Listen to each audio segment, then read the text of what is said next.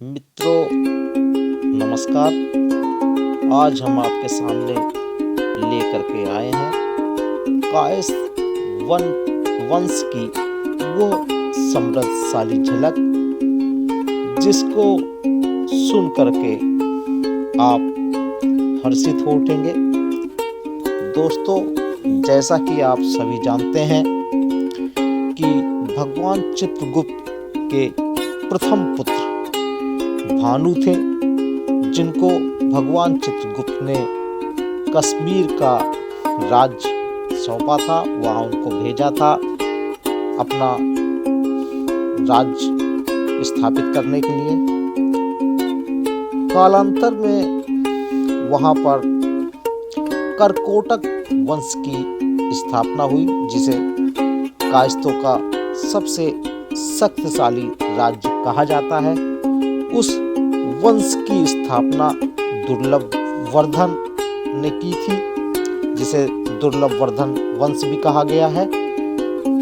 और भानु कायस्थों की एक शाखा कालांतर में नेपाल के समीप आकर तराइयों में बस गई थी तथा वहां पर उन्होंने श्रावस्ती नगर की स्थापना की तथा श्रीवास्तव कहलाए। श्रीवास्तव ने नाग वासुकी की पुत्री से विवाह किया था। नाग वासुकी प्रतिष्ठानपुर, जिसे वर्तमान में प्रयागराज कहा जाता है, वहां निवास करते थे। इस नाते श्रीवास्तव की ननिहाल एवं ससुराल दोनों ही प्रयागराज है।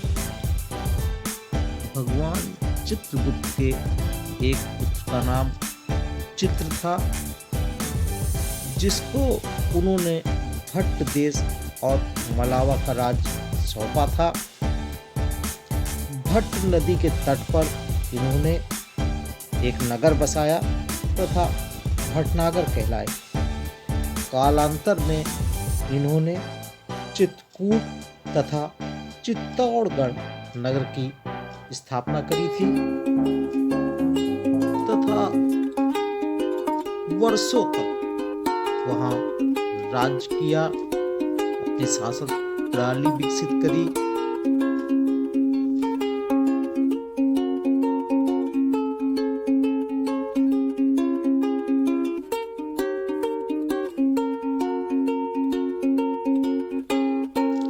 दोस्तों, भगवान चित्रगुप्त की दूसरी पत्नी एरावती थी, जिनके पुत्र चारु को भगवान चित्रगुप्त ने सूरसेन का राज्य सौंपा था, जिसे वर्तमान में आप मथुरा के नाम से जानते हैं।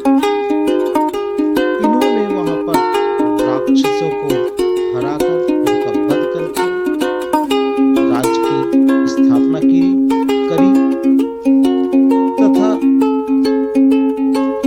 मथुरा नामक राज्य की इन्होंने स्थापना करी थी, क्योंकि ये गुरु मथुरे के शिष्य हुआ करते थे। इसलिए यह कालांतर में माथुर कहलाए तथा इन्होंने मथुरा नामक नगर की स्थापना करी।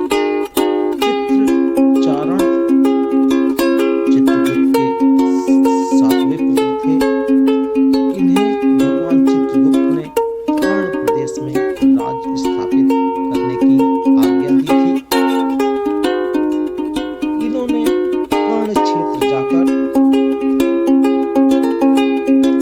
कर्नाटक प्रदेश बसाया था, कर्नाटक नगर बसाया था तथा कर्ण से कायस्थ कहलाए थे।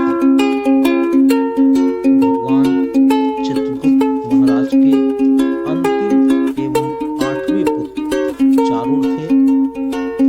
इनको उन्होंने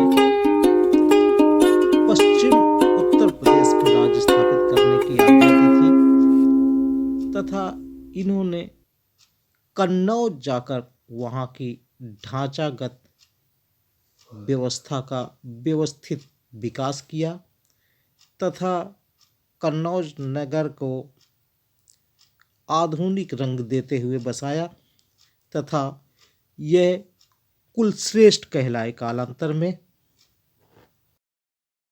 आपने मेरे कार्यक्रम को देखा सुना, आपका बहुत बहुत धन्यवाद, आभार, शुभ रात्रि।